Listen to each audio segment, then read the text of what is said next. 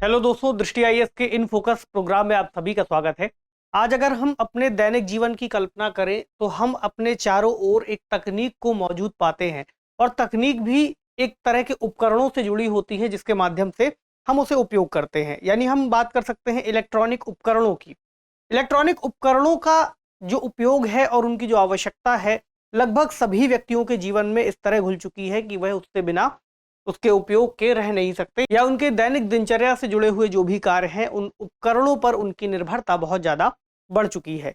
इन उपकरणों में जो उपयोग होने वाला एक सामान्य सा उपकरण है, या फिर हम कहें सामान्य सी तकनीक है, उसमें सेमीकंडक्टर्स का उपयोग होता है। इलेक्ट्रॉनिक्स से जुड़ा हुआ कोई भी अगर आप यंत्र देखेंगे, चाहे वो मोबाइल फ़ोन हो, रेडियो हो, टेलीविज़न हो, ये बोर्ड हो, या फिर आपकी कोई कार हो, उन सभी चीज़ों में सेमीकंडक्टर्स का उपयोग किया जाता है। ऐसे में एक सवाल ये उठता है कि वैश्विक स्तर पर इतनी अमूल्य चीज़ के इस्तेमाल में, या इसके निर्माण में, या इसके निर्यात में भारत की स्थिति कहाँ पर आती है? देखिए, भारत की स्थिति यहाँ पर बहुत अच्छी आज के समय में नहीं है, लेकिन भारत इस दिशा में प्रयासरत है और प्रयास करने के लिए भारत इससे संबंधित जो नीतियाँ हैं वो बना रहा है और इस दिशा में आगे बढ़ रहा है। आज के सेशन में हम ऐसी ही कुछ नीतियों पर चर्चा करेंगे, इसकी आवश्यकताओं पर चर्चा करेंगे और कुछ अन्य इससे जुड़ी हुई बातों को जानेंगे। भारत में क्यों जरूरी है सेमीकंडक्टर की मैन्युफैक्चरिंग, तो हम बात मैन्युफैक्चरिंग पर भी करेंगे। क्या आवश्यकता है सेमीकंडक्टर के भारत में उपयोग किए जाने से, या इसकी मैन्युफैक्चरिंग से जुड़ी हुई जो असेंबलीज हैं उनके निर्माण से हम किस तरह से विश्व में आगे बढ़ सकते हैं, आवश्यकता कितनी है। इसके अलावा चीन की जो डोमिनेंस है इस क्षेत्र में, उसको हम किस तरह से काउंटर कर पाएंगे, इस तरह की कुछ बातों को हम समझते हैं। न्यूज़ है India push for semiconductors, Bharat का सेमीकंडक्टर की ओर जो दबाव है या फिर इसको बढ़ावा देने की प्रक्रिया है, चर्चा में क्यों है, इसको थोड़ा सा और जानते हुए फिर समझेंगे कि इसका किस किस क्षेत्र में उपयोग हो रहा है। सेमीकंडक्टर मैन्युफैक्चरिंग को बढ़ावा हमें क्यों देना चाहिए, क्या भारत में फैब खुल रहे हैं, एक शब्द है फैब, फैब इससे किस तरह से जुड़ता है, अगर कहीं आपको यही शब्द लिखा मिल जाए तो कैसे संबंधित है, भारत को इससे क्या लाभ होगा, क्या निष्कर्ष हो सकता है। और एक प्रश्न जो कि प्रीलिम्स में और मेंस में दोनों में ही पूछे जा सकते हैं, जीएस पेपर 2 और जीएस पेपर 3 दोनों से जुड़ेगा। सरकारी नीतियां, जहां पर पॉलिसी के लेवल पर बात है। देखिए, इस सेक्शन से हम विज्ञान एवं तकनीक का खंड भी जोड़ सकते हैं, लेकिन चूंकि आज की चर्चा बहुत ज्यादा उसकी तकनीक पर आधारित ना होकर के उन नीतियों पर आधारित है, जिसकी वजह से हम इनको बढ़ावा दे पाएंगे और इसका इम्पैक्ट चूंकि इकोनॉमिक डेवलपमेंट पर भी पड़ेगा, इसलिए जीएस पेपर 3 भी इससे जुड़ जाएगा। चर्चा में इसलिए है क्योंकि कुछ समय पहले की जो घटनाएं हैं उनसे शुरू करेंगे। केंद्र सरकार ने अब तक इलेक्ट्रॉनिक्स निर्माताओं के लिए जो प्रदर्शन से जुड़े हुए प्रोत्साहन, इसको पीएलआई कह रहे हैं, परफॉर्मेंस लिंक्ड और इंसेंटिव, इसमें लगभग 1645 करोड़ रुपए का वितरण किया है और इतना पैसा फंडिंग इस क्षेत्र में डाली है। ठीक है, तो भारत में इलेक्ट्रॉनिक्स आपूर्ति श्रृंखला को बढ़ाए जाने के प्रयासों के अंतर्गत ये प्रक्रिया हमें दिखाई दे रही है। आपूर्ति श्रृंखला को क्यों बढ़ाना चाह रहे हैं, इस तरह के कुछ सवाल होंगे, क्योंकि सेमीकंडक्टर्स या इंटीग्रेटेड सर्किट जिसे हम आईसी कहते हैं, इनका उपयोग आज के समय में जितनी भी तकनीक है, जो हमारे आसपास जितने भी सेमीकंडक्टर से जुड़े हुए बोर्ड यानी यांत्रिक हम चीज़ों को देखते हैं, यंत्रों को देखते हैं, उसमें इसका उपयोग किया जाता है, इसलिए जरूरी है। अब व्यावहारिक रूप से हर आधुनिक विद्युत उपकरण और व्यक्तिगत इलेक्ट्रॉनिक्स उपकरणों में चूंकि ये मौजूद है, फिर एक सवाल ये हो सकता है कि सेमीकंडक्टर होते क्या हैं। हिंदी में आप लोगों ने इन्हें पढ़ा होगा, अर्धचालक। इनका उपयोग किसी भी तरह से आप देखेंगे तो चालक और गैर चालक के बीच की जो चालकता है उसको निर्धारित करने में किया जाता है। सामान्य तौर पर इसमें हम सिलिकॉन का उपयोग देखते हैं या फिर जर्मेनियम का उपयोग देखते हैं, लेकिन आज के समय में जो अधिकतर उपयोग है उसमें सिलिकॉन का किया जा रहा है। ठीक, इसके अलावा आपूर्ति श्रृंखला जो है, इसकी पूरी सप्लाई चेन है, उसको हमें डेवलप करना है और भारत में चूंकि इतनी बेहतर नहीं है, इसलिए हमें उनकी वीकनेसेस से दूर होना है। अगला चीन का जो इस क्षेत्र में डोमिनेंस है, हमें उसको दूर करना है, क्योंकि जैसे जैसे हम तकनीक की दुनिया में आगे बढ़ते जाएंगे वहां पर हमें दिखेगा कि इसकी अगर सप्लाई बाधित होती है तो देश के अंतर्गत समस्या आएगी। जैसा कुछ समय पहले हमने देखा था कि सेमीकंडक्टर की वैश्विक स्थितियों के चलते जो उपलब्धता थी उसमें गिरावट आ रही थी, जिसकी वजह से अगर हम केवल एक इंडस्ट्री को उठा के देखें, ऑटोमोबाइल्स की ही बात करें, जहां पर कारों का निर्माण है, तो कारों के निर्माण में जो सेमीकंडक्टर्स उपयोग किए जाते हैं वहां पर दिक्कत आने लगी थी। कई सारी ऐसे जो प्रोडक्शंस थे उन पर उनका इम्पैक्ट पड़ा, सप्लाई चेन पर पड़ा, इसके अलावा अगर आप मोबाइल फोन्स में देखेंगे तो वहां पर भी इसकी शॉर्टेज काफी ज्यादा देखने को मिली। किन किन क्षेत्रों में उपयोग होता है? देखिए आज के समय जितनी भी आपको यांत्रिकी से जुड़ी हुई चीजें दिखेंगी उसमें उपयोग होगा। जैसे वायुयानों में, फाइटर प्लेन्स में कई सारे ऐसे मॉड्यूल्स होते हैं जहां पर इसका उपयोग होगा। आप डैशबोर्ड देखते ही हैं कारों में, डैशबोर्ड में इलेक्ट्रॉनिक्स चीजें होती हैं, उन सभी चीजों में उपयोग होगा। कारों में उपयोग होगा, आर्टिफिशियल इंटेलिजेंस या कंप्यूटर तकनीक में उपयोग होगा, लैपटॉप आपके मोबाइल फोन में होगा, चिकित्सा से जुड़े हुए उपकरणों में होगा, और भी बहुत सारी चीजें हो सकती हैं जिनका नाम यहाँ पर ले पाना संभव नहीं है। तो उन सभी चीजों में इसका उपयोग है, यानी रोजमर्रा से जुड़ी हुई सभी चीजें जो आपके आसपास इलेक्ट्रॉनिक से जुड़ी है उसमें इनका उपयोग किया जाता है।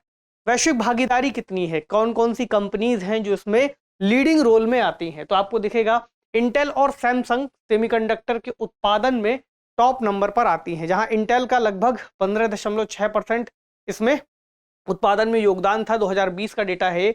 वहीं सैमसंग 12.5। इंटेल है यूएस की कंपनी, सैमसंग है साउथ कोरिया की कंपनी, ये बात आप जानते हैं। इसके अलावा और भी जो प्रमुख कंपनियां हैं जैसे एनवीडिया है, क्वालकॉम है जिसके प्रोसेसर आते हैं, इनके ग्राफिक कार्ड आते हैं, मीडियाटेक है, इनके प्रोसेसर आते हैं जो मोबाइल फोन्स में उपयोग किए जाते हैं। तो इस तरीके से इनकी भागीदारी आज के समय में सुनिश्चित है। लेकिन हमें यहाँ नहीं दिखाई देगा कि भारत की ऐसी कोई प्रमुख कंपनी मौजूद है जो इस क्षेत्र में लीड करती हो, या वैश्विक स्तर पर लीड ना करती हो लेकिन एटलीस्ट भारत के लिए जो सप्लाई है उसको ठीक तरीके से व्यवस्थित कर पाए, या हम अपने देश में ही आपूर्ति को बेहतर कर सकें। तो सवाल यही होता है कि सेमीकंडक्टर मैन्युफैक्चरिंग को फिर हमें बढ़ावा क्यों देना है? पहला तो यही कि निर्माण इकाइयां जो होंगी वो हम स्थापित कर पाएंगे। एक शब्द की हमने पीछे चर्चा की थी शुरू में, फैब, उसको बोलते हैं सेमीकंडक्टर निर्माण इकाइयां, या सेमीकंडक्टर से जुड़ी हुई फैब्रिकेशन यूनिट्स, जो इनको फैब्रिकेट करती हैं या फिर बुनती हैं या फिर बनाती हैं, किसी भी तरह से आप कह सकते हैं। तो इन्हीं को बोलते हैं फैब्रिकेशन यूनिट्स को शॉर्ट फॉर्म में फैब्स। तो आगे जहां भी फैब शब्द का इस्तेमाल आए आप समझिएगा कि फैब्रिकेशन यूनिट की चर्चा है, निर्माण इकाइयों की। तो सिलिकॉन जैसे कच्चे तत्वों को इंटीग्रेटेड सर्किट यानी आईसी में ये बदलती हैं, इस तरह की इकाइयां जो इस दिशा में और इस फील्ड में कार्य करती हैं। तो व्यवहारिक रूप से दुनिया के सभी इलेक्ट्रॉनिक हार्डवेयर में ये उपयोगी है आईसी। और फैब चूंकि ये उद्यम इसलिए भारत में इतना ज़्यादा दिखाई नहीं देता क्योंकि ये जो पूंजी है, पूंजी बहुत ज़्यादा इसकी डिमांड करता है, यानी हम कहें कैपिटल इंटेंसिव एक उपक्रम है, पूंजी गहन उपक्रम है, जहां पर बहुत ज़्यादा धनराशि की आवश्यकता होगी। और इसकी बड़ी सुविधाओं को लगाने के लिए हम अगर बड़े स्तर पर प्रोडक्शन करना चाह रहे हैं तो खरबों डॉलर का इसमें खर्च आएगा। तो आप समझ सकते हैं कि कोई भी संस्था अकेले इस तरह की तकनीक और इस तरह की प्रक्रिया से किस तरह से जुड़ पाएगी। इसके अलावा वर्तमान सेमीकंडक्टर जो फैब्स हैं वो सर्किट तो बना सकते हैं, भारत में जो मौजूद हैं उस सर्किट का निर्माण कर लेते हैं, लेकिन जो आधुनिक तरीके से या फिर परिष्कृत तरीके से उपयोग में आने वाली जो महत्वपूर्ण इसके अवयव हैं, कंपोनेंट हैं, उनको बनाना इतना आसान नहीं है। ऐसे सर्किट बनाने के लिए पानी, बिजली और इंसुलेशन की अत्यधिक विश्वसनीय और उच्च गुणवत्ता वाली आपूर्ति श्रृंखला की आवश्यकता होती है। और इस चीज़ों के लिए हमें चाहिए पूंजी, क्योंकि इस तरह की उच्च गुणवत्ता वाली चीज़ें तभी उपलब्ध हो पाएंगी जब हम उनकी कीमत चुका सकेंगे। तो इसके लिए बहुत ज़्यादा सटीकता वाले लोग चाहिए जो उस तरह से कार्य कर सकें, लागत लगेगी और पूंजी जरूरी होगी। तो सेमीकंडक्टर इंडस्ट्री एसोसिएशन की रिपोर्ट बताती है कि फैब्स की वैश्विक बिक्री में हिस्सेदारी के मामले में चीन पिछले साल ताइवान से भी आगे निकल गया है। इस क्षेत्र में ताइवान भी एक लीडिंग क्षेत्र के रूप में दिखाई देता है अगर हम उसको एरिया मान लें, लेकिन अब चीन के जो मेनलैंड चाइना है उसने ताइवान को इस बिक्री के मामले में भी पीछे छोड़ दिया है, ऐसी रिपोर्ट्स में हमें पता चलता है। इसके अलावा ऐसा नहीं है कि भारत ही चीन के बढ़ते प्रभुत्व से परेशान है, यूएस भी इस दिशा में प्रयास कर रहा है। यूएस ने इसके लिए पिछले साल अगस्त के महीने में चिप्स अधिनियम पारित किया था। इसके अंतर्गत कहा गया था कि जो भी निर्माता हैं उनको फैब्रिकेशन यूनिट खोलने और अमेरिका में ही सेमीकंडक्टर बनाने के लिए सब्सिडी और निवेश में लगभग $280 बिलियन के फंड से सहायता दी जाएगी। इसके अलावा वहां पर इसकी मदद से चीनी सेमीकंडक्टर उद्योग पर जो भी प्रतिबंध है, इस तरह के रिस्ट्रिक्शंस हैं वो लगाए गए थे ताकि देश के अंतर्गत वो उत्पादन को बढ़ावा दे सके और साथ ही साथ उस फंडिंग को भी दे सके जिसकी मदद से जो बाकी की कंपनीज हैं इस तरह की चीज़ों से जुड़ पाए। अब एक प्रश्न है, क्या भारत में फैब खुल रहे हैं? तो सरकार की इन्वेस्टमेंट इंडिया एजेंसी की रिपोर्ट बताती है कि वित्तीय वर्ष 2025-26 तक इलेक्ट्रॉनिक्स विनिर्माण $300 बिलियन तक हो सकता है। तो इस दिशा में हमारे प्रयास बढ़ रहे हैं। इसके अलावा जो उत्पाद तैयार होंगे उनको असेंबल करने की सुविधाएं भी बढ़ रही हैं, क्योंकि भारत में इस समय आप देखेंगे तो ज़्यादातर चीज़ों को असेंबल किया जाता है। तो कई चीज़ों का प्रोडक्शन तो होता है, लेकिन असेंबली ज़्यादा भारत में उपयोग की जाती है, क्योंकि भारत में श्रम मौजूद है। इसके अलावा चिपसेट और डिस्प्ले की अगर आप बात करेंगे तो इसके लिए बहुत कम फैब्स भारत में मौजूद हैं, जो कि किसी भी इलेक्ट्रॉनिक्स आइटम के लिए उनकी निर्माण प्रक्रिया के महत्वपूर्ण भाग होते हैं। ऐसे में इनका निर्माण किया जाना बहुत आवश्यक है। इसको लेके आईटी मिनिस्ट्री ने, जो उनके मंत्री हैं अश्विनी वैष्णव, उन्होंने कहा है कि आने वाले हफ्तों में हम पहले सेमीकंडक्टर से जुड़े हुए मैन्युफैक्चरिंग फैब की घोषणा करेंगे। तो सरकार का प्रयास हमें इस दिशा में दिखाई देता है कि सरकार इस दिशा में सजग है और इन्वेस्ट करने के लिए भी तैयार है। अगला, इससे भारत को क्या लाभ होगा, क्यों इतने बड़े निवेश करने हैं? पहला यही कि सेमीकंडक्टर निर्माण के एक बड़े हिस्से में क्योंकि भारत की हिस्सेदारी भी बढ़ेगी, तो हमारे पास आत्मनिर्भरता आती जाएगी। हम दूसरे देश पर निर्भर नहीं होंगे। कल को अगर सप्लाई बाधित होती है तो हमारे देश में जो इलेक्ट्रॉनिक उत्पाद हैं उनकी जो बिक्री है या फिर उनका जो उत्पादन है उसमें किसी तरह की बाधा नहीं आएगी।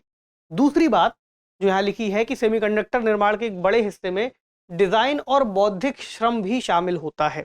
और वैश्विक स्तर पर अगर आप देखेंगे तो भारतीय लोगों की या भारतीय मूल के लोगों की इस फील्ड में बहुत ज़्यादा एक्सपर्टीज है। वैश्विक स्तर पर सेमीकंडक्टर डिजाइन इंजीनियरों का एक बड़ा हिस्सा भारतीय है या भारतीय मूल का है, ये बात भी हमें पता चलती है। इसके अलावा इंटेल और एनवीडिया जैसे चिप बनाने वाली जो फर्म है उनकी भारत में काफ़ी बड़ी सुविधाएं खुली हैं, और वहाँ पर ही जो डिज़ाइन से जुड़ी हुई समस्याएं आती हैं उन पर कई सारे भारतीय ही काम कर रहे हैं।